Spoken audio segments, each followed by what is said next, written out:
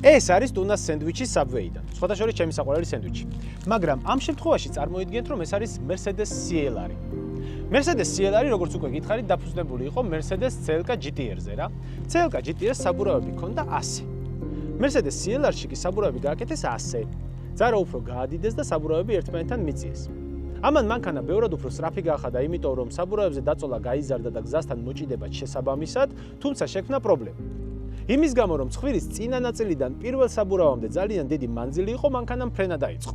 რომ აგიხსნათ, რატომ დაფრინავდა Mercedes CLR-ი, დამჭირდება სხვა სენდვიჩი. ეს არის steak სენდვიჩი, მაგრამ ამ შემთხვევაში წარმოიდგინეთ, რომ ის არის სხვა ბოლიდი. როდესაც ბოლიდი გზაზე გადაადგილდება, ის ჰაერს პრესავს. მის ქვემოთ მოხვედრილი ჰაერი იპრესება, ყურივდება და ეს მყურივი დაპრესილი ჰაერი, როდესაც უკნიდან გამოდის, სხვა ბოლიდს ხვდება ცხვირში.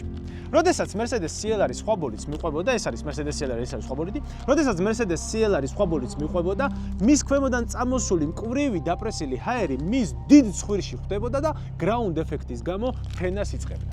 Here we go. Oh my god, the Mercedes has taken off. Ground ეფექტი არის სხვათა შორის ის ეფექტი, რის გამოც თვითმფრინავები ფრინდებიან. ასე რომ Mercedes რომ ეგონა რომ AMG იყიდა და უკვე ყველაფერი შეეძლო, თავის საამაყო პროექტი ჩაუვარდა.